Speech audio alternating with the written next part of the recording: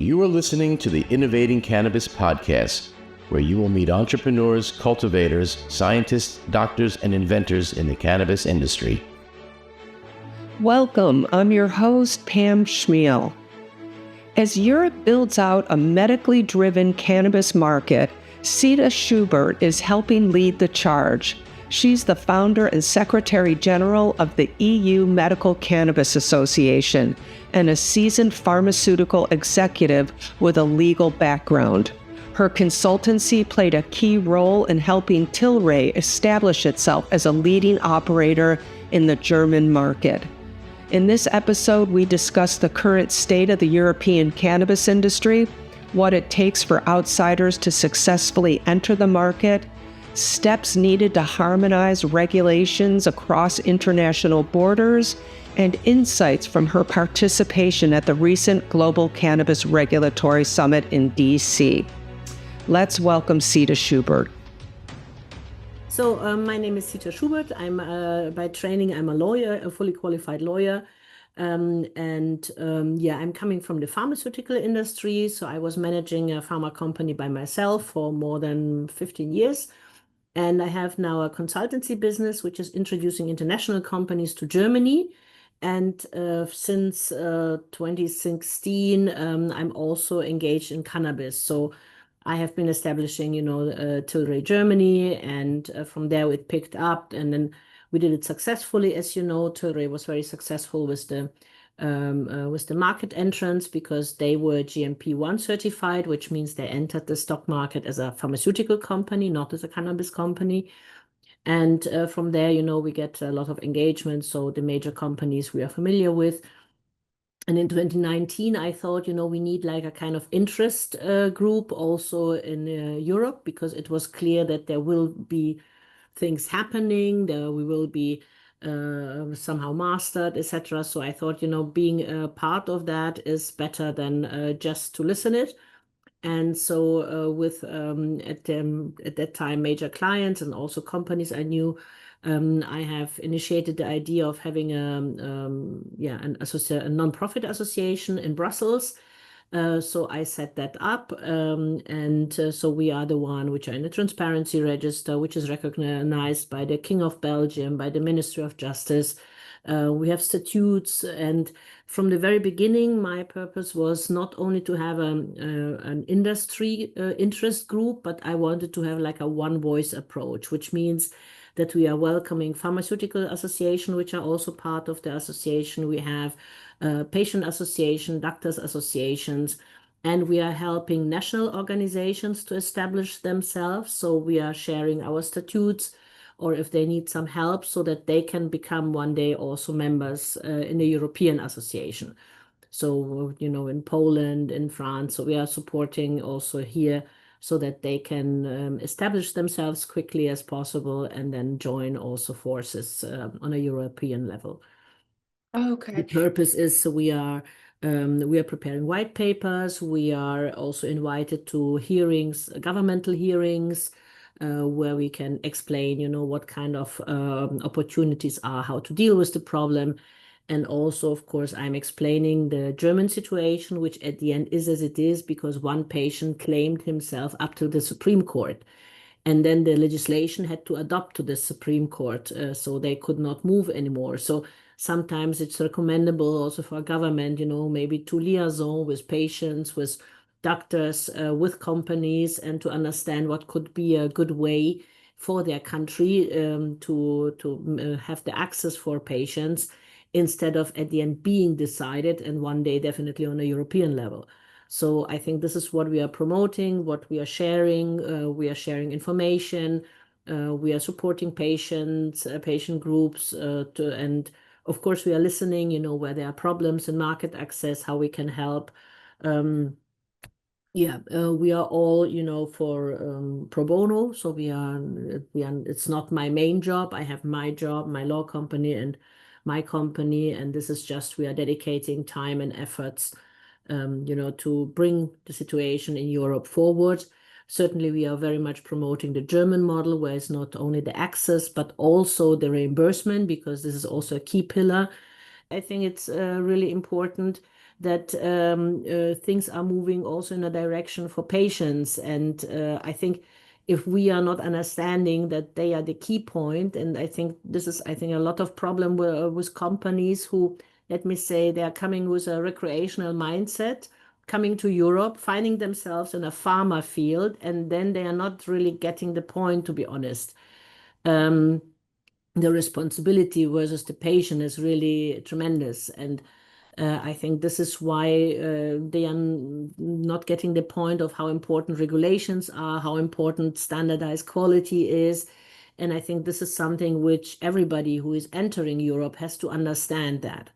And to be honest, the existence of the cannabis industry in Europe, the only justification is the patient. And the patient did already a lot of efforts for that, so that we are here. And this is something which you have to give back. The pharmaceutical industry took them 70 years to understand that, and I would wish that the cannabis industry is getting that quicker, because you see, facing the problems of reputation with pharma industry is maybe not that what you want to add to the cannabis industry as well. So how is the pharmaceutical industry? You said that they're finally getting it. What do you mean by that exactly? Like, what's the sentiment there? Well, it starts to adhere to regulations or accepting that. It's not about how to circumvent. And this is, of course, a lot done, by GACP, flour, greenwashing to GMP. This is not how it works. And I'm continuously telling them that this is not the way. And now slowly they are learning, because authorities are closing the doors because they're realizing it. Then, of course, talking about price is really one of the big, let me say, breaker of everything, because we are in a reimbursed market. To speak about prices is simply strange for us. And then also fighting about prices is the same strangeness. The market is so big, instead of investing in good strategies, communication, information, it is about the price fight. And this is how they are also diminishing themselves, because in Europe we understand that quality has a price, and if it has no price, if the price is low, then it cannot have quality. So this is maybe something which a lot of companies struggle with, to understand that. And they think, okay, I'm stepping in, I put my boots on the ground, and I say I can do it for XYZ amount, and now everybody will switch to me. And this is not the case. So we have a prescription system. You need to convince the doctors with good argumentation, and not by price-wise.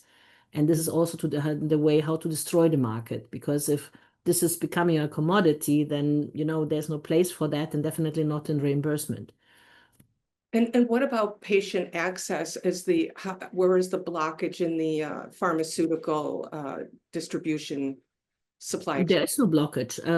Every pair, I think, except of some minor East countries like Hungary, Romania, I think Moldavia, all the other countries have the access of medicinal cannabis for patient. It's not everywhere reimbursed. Let me say, mainly definitely in Germany, but we have now the pilot project in France, which has finished. Spain is opening. The decree has been passed.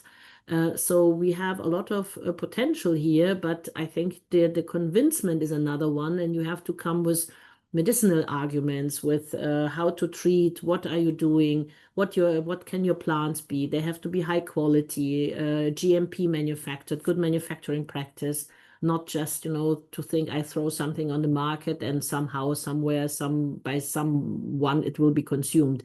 I think this is maybe the wrong perception to enter the market in Europe.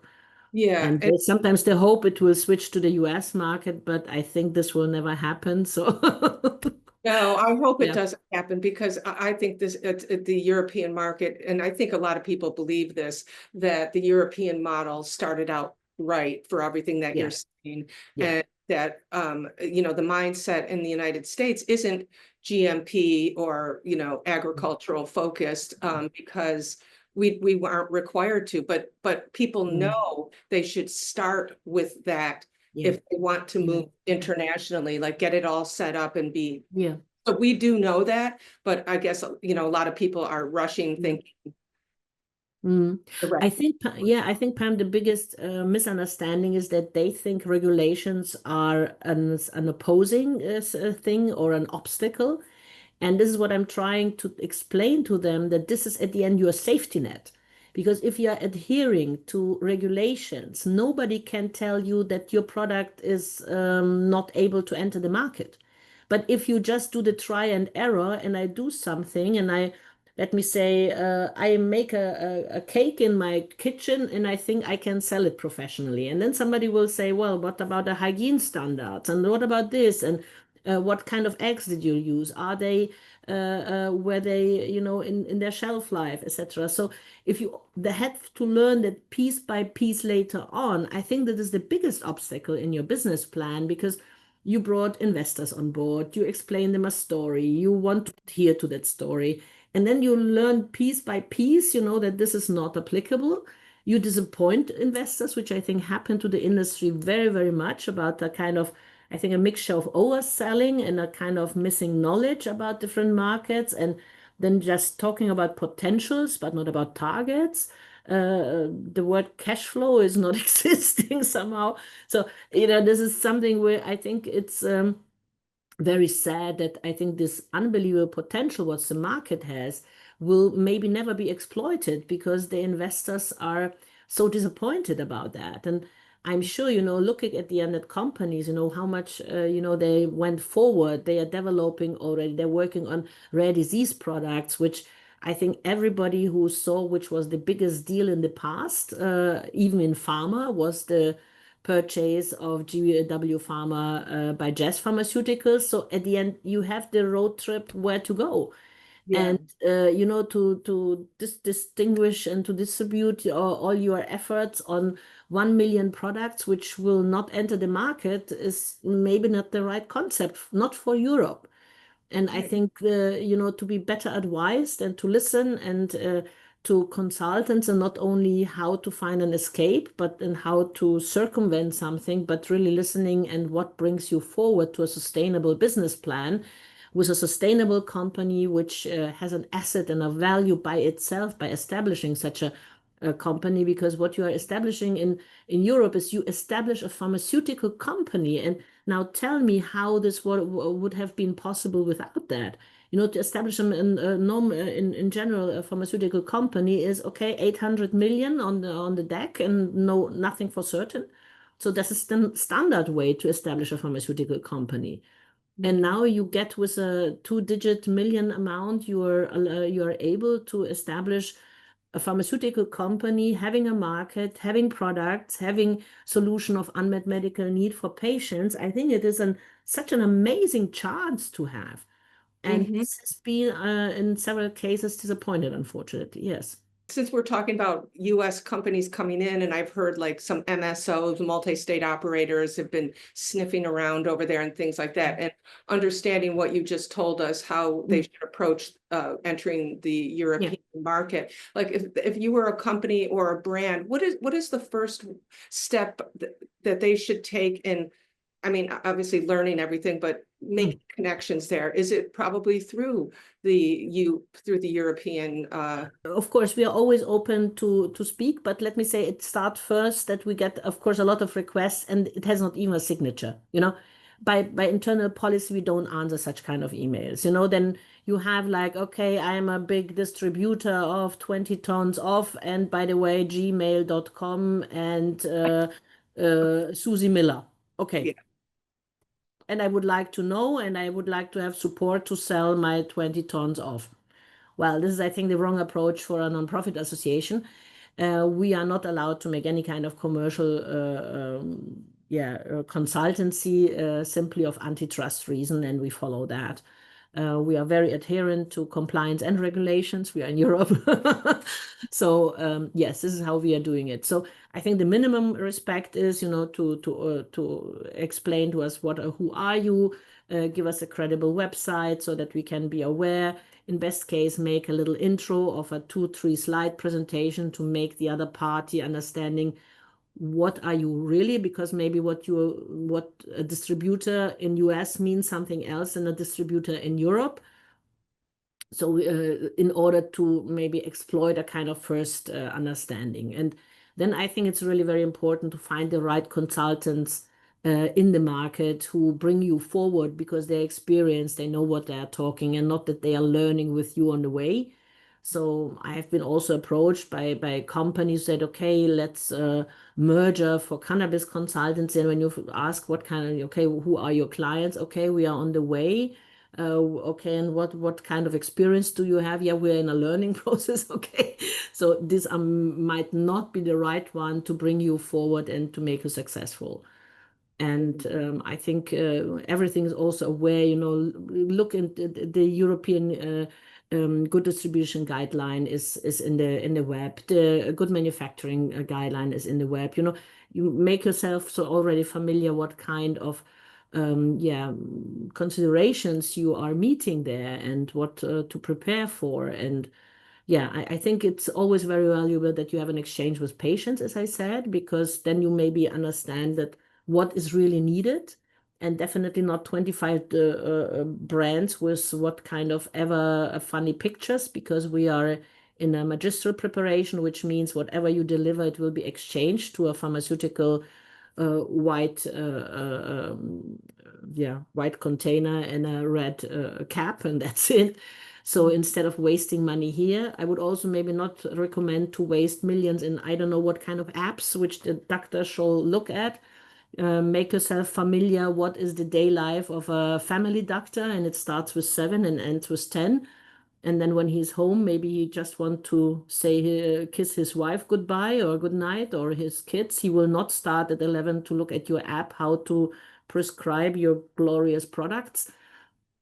So maybe I think the biggest switch is if you are in pharma, think as pharma and work as pharma. I think this would be my road of success, how to do it. And Yeah. if you make it in another way, then you have to take the risk that it might not be very successful. And Germany, only Germany is so big. We have, I don't know, 200, 300,000 doctors who can prescribe. Find your way, be creative, think about how to tell your story instead of, we also see that the most ones are fighting about the same piece of cake. And you think like, why, and then you start, arguing about pricing. And we say in Germany, if you don't know anything about your product, then and you can't sell, then you talk about prices. And I always make the same comparison. Go to a Mercedes-Benz shop and just watch when you will hear anything about the price, and not even if you sign, and you are convinced to buy that, because there's a good seller to sell you something which has all the argumentation which needs. And of course, you're not in a selling business, but you're in an information business. And if you can transfer, this is, I think, the same in the US, you need to transfer your messages. You need to be a credible company that somebody sees, okay, you're not just getting in for an exit standard, like, okay, I have 100,000 turnover in Germany. Now I'm selling my company for 30, 50 millions. So this is, I think, maybe also not which will be perceived as very credible. How about the European Union, the European Commission? Yeah. How are they playing into this, or what is the status there? Because Yeah. until they At present, they let everything run because, as you, of course, you're also aware, we have several crises which we had to deal with in the last years. And of course, the war and European safety is still priority. And for me, not really an excuse, to be honest, because those who discuss that are not treating patients. And I think there must be also space for other decisions, and there are, because we are also flooded with a lot of regulation, which maybe are not of so high importance. But let me say, minimum now, they found the situation that they are established a monography for Europe for the flowers. The next will be the extracts, so that you understand, okay, this is the standard I have to bring to Europe. So it's not anymore a country by country decision. It will be more and more now focused. We had also a restart of the parliament last year. They have been newly elected. So they have also to find their way of communicating, establishing the different bodies in the parliament. So I think that now we are getting more in a working modus. And then we will, of course, we are also there and discussing it. And we are planning now a roundtable with regulators and parliament to discuss some topics because we see the difficulty, to register cannabis is in a standardized way as a pharmaceutical, but we see also a lot of options how it can be maybe in another way. So maybe a kind of regulation, like it was for herbal, but as we do not have this kind of history of science like for other herbals due to the embargo, I think this is something which needs to be addressed as well from the regulators. So maybe not double-blind, randomized, placebo-controlled studies, but maybe first pilot studies, maybe marketing authorization under conditions. And I think where my biggest effort would be, what kind of rewarding system we can include in the system without big costs for the system. And so, as you have read my article, I think a kind of rewarding system like for orphan drugs would be a major step as well for the investors, but also for the companies to invest in science and a kind of marketing authorization. Yes.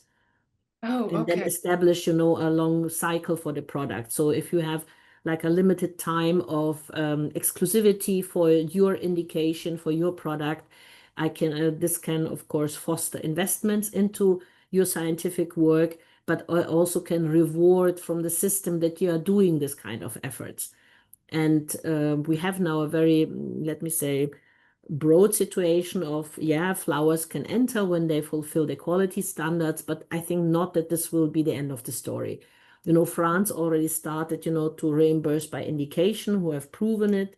And the same is started also in Portugal, that there has a kind of like a little marketing authorization process. And I think if you have something, because the companies are too young, and if they are fighting for prices stupidly, then of course there's nothing what they can build up as an accrual for further research and development budgets. So from where shall that come?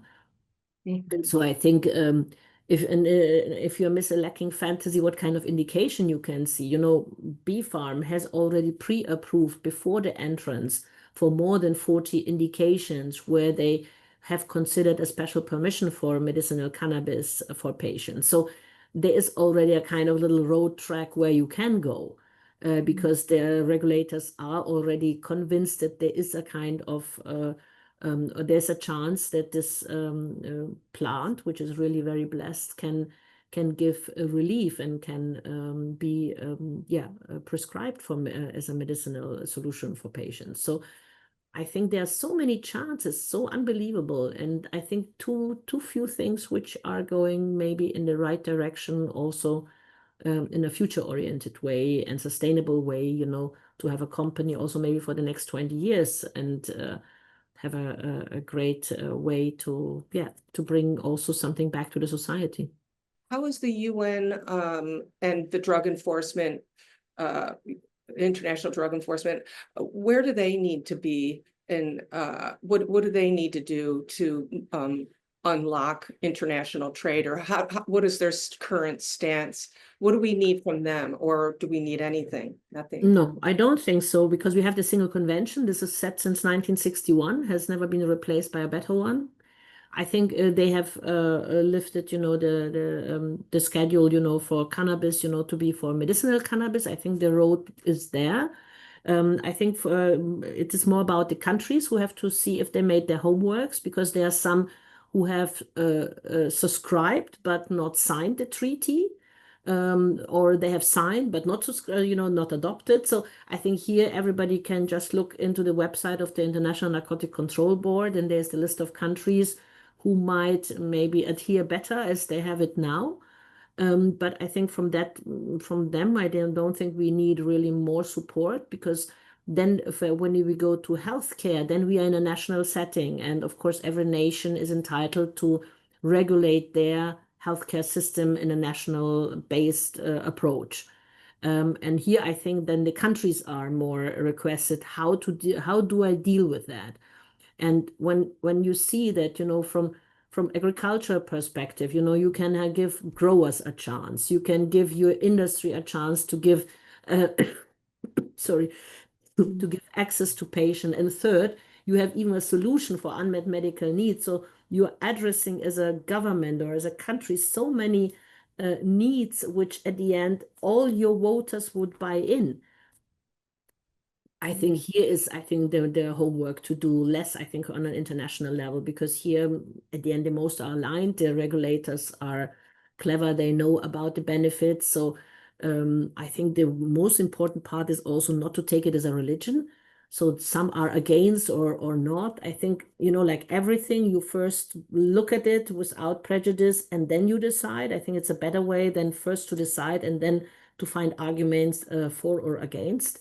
But this is, I think, normal scientific perception how to deal with things is to look open-minded at the facts and then decide how to deal with it.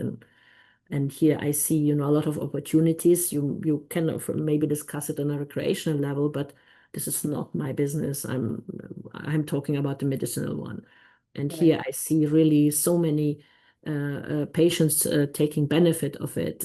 Countries, who can grow their own medication, even financial weaker countries, you find opportunities, how to have your own medication, so that sometimes I'm just questioning myself why they're not doing it. I know. I mean, it's such a great thing to see, Yeah. like a new industrial revolution, basically Yeah. in the United States. It's like completely self-sufficient for these countries who are doing it. And then we go into each state. It's just, how can you not see that? Yeah, I don't exactly. get it. Yeah, as you said, Pam, it's how can you not see all the benefits which are there? And I think from one explanation might be that they always see then the ghost of recreational popping up. Like, okay, when we introduce it, we make it discussable for recreational. But I think this is another matter to discuss. And I think also you have to think about recreational or decriminalization, because I think the way like Netherlands went first to say, I decriminalize it because I see it as an illness and not something to criminalize.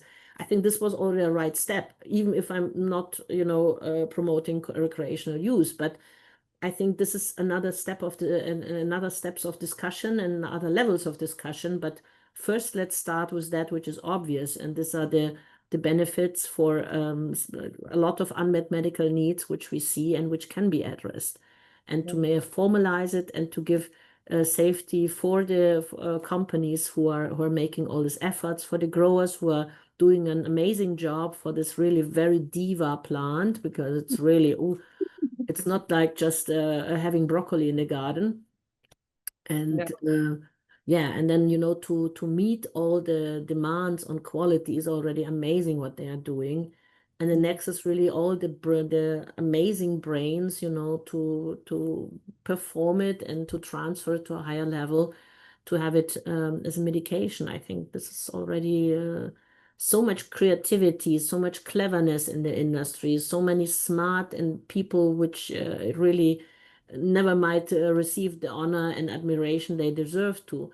So, yeah. Also, so you moderated a panel discussion at the recent Global Cannabis Regulatory Summit. And I just wanted to, hear what the focus of your discussion was, and then, maybe some general takeaways from the rest of the summit.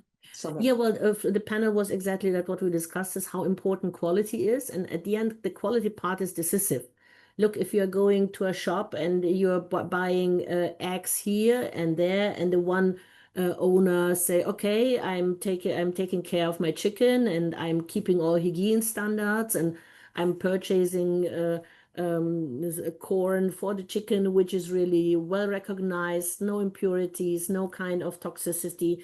And you would like to buy your eggs there, and you might go, well, somebody is not taking any care, so you would not like to buy your eggs there. So I think this is the same here. So if there's something which you can standardize, at the end, what says GMP? GMP says whatever you buy, it will be always the same. Whatever you want, it will always be the same. It has the same efficacy. It has the same situation. You will never be disappointed. Plus, my people will not make mistakes because they are following this process. So this is what GMP says. It says safety. It says no mistakes. It says same standard always, again and again. So I think if you translate it in that way and not just, oh, a lot of bureaucratic burden, then you might be, very wanting to have that even in other areas, where you have, food scandals, etc. So that if people could adhere to something, you as patient and consumer, you would much more like to rely on that. And this is where we see quality. So you like to go to the supermarket because they have pre-tested, they have audited their suppliers, they know where to get to, and everything what you get, you can give it safely to your children as well as to your elder parents. And this is what it is about. And if you don't have the quality at the end, from there you can make no kind of promises. Because if the quality is not there, the product is not safe, the product cannot have the effect you like the product to have. And then it is like a lucky lottery. Okay, will I survive today or not? Or will there be, I don't know, a kind of impurities gain into which will kill me more, like make me survive? And then this is, I think, not, do we really want to have this kind of times? I don't think so. And so I think all of the panel, and they explained how in different countries they approached it.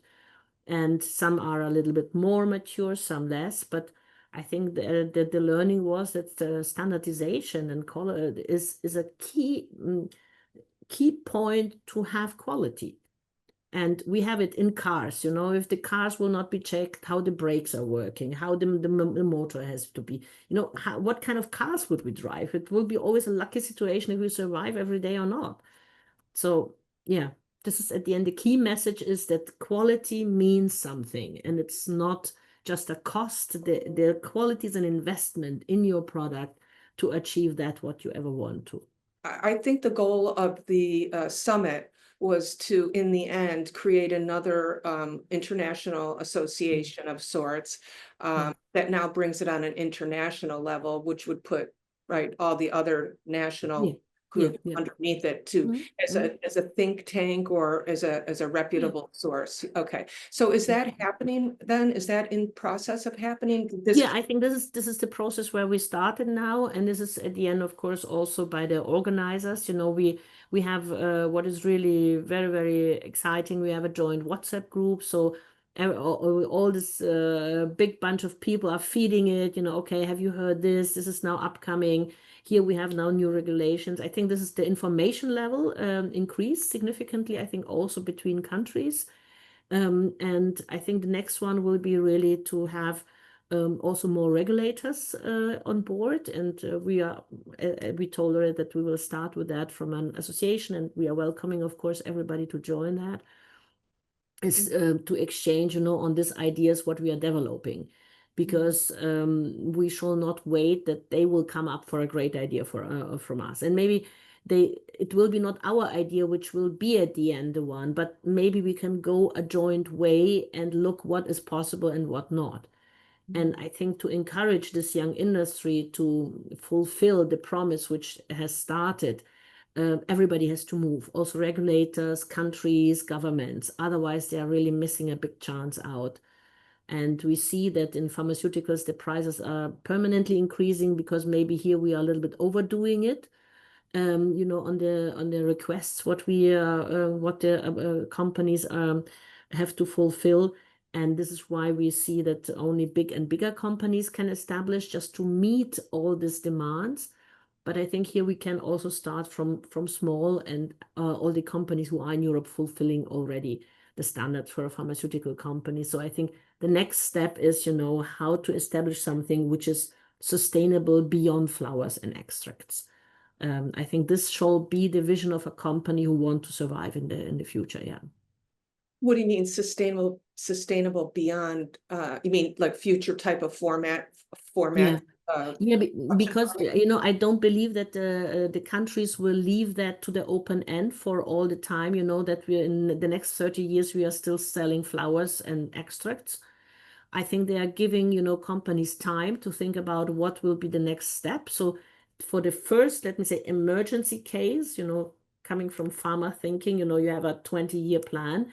For the first emergency, it was okay to do it like that. But I'm sure that they're expecting more and more, as we see already. With France was fixing it to indications. to clinical trials, etc. So this will come. I'm absolutely sure about that. So prepare yourself to think bigger. And but on the other side, when you think in that way bigger, you have also another outcome. It's not like a day-to-day survival. So would that mean, so what is the difference now between the medical grade products that are in the market versus a pharmaceutical? I mean, I know that's a difference, but how close are we there to, or are you guys there to go in now making this pharmaceutical grade, or pharmaceutical companies looking? The product is pharmaceutical grade because it fulfills the GMP standard, but it's not a pharmaceutical in the legal term because it has no marketing authorization. It has proven part 1 and 2, which is quality, etc. But the part 4, which is clinical trial, the efficacy to a specific indication is missing. So this is what they have to do next, is they see their products and different products, different compositions are for different illnesses. Just a sample, female indications cannot have high THC because they have to function. They are mothers, they are workers, they are housewives, they are caretakers, etc. So nobody can go stoned to pick up the child from the kindergarten. So you need something which is addressing maybe your pains of endometriosis. It has to have low THC so that you're still functioning. If you have, of course, a palliative patient in the end time of cancer, you need high THC. Otherwise, it has no efficacy for the pains. So, that's what I'm saying. Think about where do you want to be as a vision? It is so simple as I say it. What do you want to be? If you just want to be a millionaire, maybe you invest in Gucci shoes. Maybe this would be an easier way to do it. But if you feel that you can bring something forward and you care about patients, then maybe you have a very good chance to develop something which is unique. Yeah. And then, then you might also apply for the 7 billion deal. Right. The future. Yeah. I'm excited for the future of cannabis medicine for sure. Yeah. And then I guess just as a wrap up, what do you think? Basically, do you agree that the bottom line is that we all have to keep marching forward, establishing these standards with the ASTM International and any other standards, globally recognized standards companies, organizations, and contributing as companies or whomever to this process? Is that how you see it? Yeah, I think I come again to the vision of the company. If you want to be a regional supplier of chicken eggs, maybe to know your neighbors is enough, to have a good business to do it. If you think broader and wider and think international, then you have to be aware that you are facing international standards. In best way, they're harmonized, so that you don't have to prepare 5 cakes, but you just go with one to the international market. And then the second one is, if you're missing the arguments to convince your investors why you think the medicinal way is the one, is because patients are loyal. So if I'm an ibuprofen patient, I never take paracetamol. I'm sure it will help, but I don't want to risk, because when I have got headache and I have to function, it just has to hit me. I don't want to make any kind of experiments. So I go always with ibuprofen. And now tell me which kind of consumer is loyal. If you are today for barbecue crisp, you buy that. Tomorrow it is cheese and honey, and you change the brand. And after tomorrow it is curry and salt, and you switch again. You are not loyal as a consumer, but you are loyal as a patient. And if you establish here your credible approach, you establish your product, you can have for years and years. And this is why we are thinking in more 10-age areas than in years. And if each nation doesn't adapt their regulations to meet like specifications of extraction or scene or THC limits, we're not going to be able to have harmonized cross-border aid, right? Do you see that that countries once an organization like ASTM International or some organization, once they set it, do you think other countries will say, listen, this is the consensus, I'm going to adapt our regulations? How do you see that happening? Well, I think that there are a lot of information lacking. I think they're receptive, but I would say if I would be a company, I would go for the strictest. Because if you make it there, you make it everywhere. So at the end, the solution is also simple. Yeah, okay. That's fantastic. Is there anything you'd like to leave us with that I've missed or anything? No, I think at the end, it's like always be respectful, be patient, be credible, stick to that what you promise, and I think the success come by its own. But if you are not feeling that, maybe think about changing the industry. That would be my recommendation. Right. And when would the next meeting be for all of you to come together again? Is that going to be an annual basis? How are we going to? Yeah, I think we are planning for next year from the Global Summit. As association, we have monthly meetings and we have annual member meetings. So I think this is proven, and I think what we have now to establish is maybe a little bit more working groups on the different tasks, so that things are, again, more in a coherent way prepared, because presently we are more in a sharing ideas, bringing things forward, but this needs, I think, more systematized, that you feel the responsibility that, okay, I have to deliver this and this until then I think also the situation is then I think progressing quicker. But I know it is really also unbelievable organization to bring not only so many people together, mindsets, but also countries, mentalities, and then, to focus, what is now the most important. I think the most important presently is for Europe, definitely to find the next extract monography, so that we have a joint one for flowers and extracts. And then I think to prepare the way for those companies who want to invest more or have investment more to continue their research and development. And I think the biggest one is stop talking about prices and start to deliver. This event, this summit was just, I just think such a groundbreaking event to get us all together. It was. So. I think it was really, and I was really admiring also Stanton and Will, that they really brought it back again, that what is it at the end about? And if you go, with this always, promotion and promoting recreational, it is not, it is so, let me say, the plant is then so underrated. So, and then, you are ruining already everything before this blessed plant could already start to develop. And what I really want to state is this kind of, oh, the pharma industry is against us. Sorry to say so. They are too unimportant and behaving not in a way that pharma would appreciate that this is going on. So unimportant that they are simply ignored. And I think this is the worst. Wow. If they are thinking that that they could threaten pharma, and I'm sure that they are laughing behind our backs, that we think that. Being myself in the pharma board, I can tell you, I would wish for you that they think so, but they don't. Because as I say, the stupid discussions about prices, when you see what a company has to invest to bring a product on the market. Yeah. Oh my gosh, yes. Really. So, what can you say when somebody start to speak about it costs XYZ for a gram, and you are developing a high product with hundreds of millions of clinical trials, and then to explain to the regulators what the real price is. Well, okay, let's just hope the United States does something this year.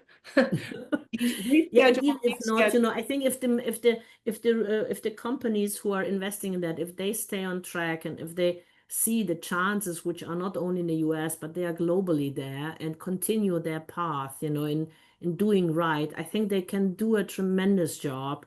And the innovation power of the US is so immense and so convincing, just do what you are good in to do. I think then you will already succeed. Yeah. There's no other way. I know, we're kind of like we're the catalyst. We gotta come on, guys. Anyway, I'm trying to And do you have the money there to do really much more than we can do in Europe. Then, as our Chancellor, Miss Angela Merkel, say, then there's no alternative than just winning. So Yeah, exactly. Crossing our fingers. Okay. yeah. So Anyway, Pam, is of course you're always very, very welcome. Also, when we are, in a meeting with the European Association, or when we make the next kind of round table or whatever. So yeah, we're happy wonderful. to I have you on board. love to. Really, I want to keep my ears over there and see what's happening. So great to meet you, Sita. Oh, Okay. thank you. Vice versa. Very, very kind of you, and really a great interview. I enjoyed it very, very much.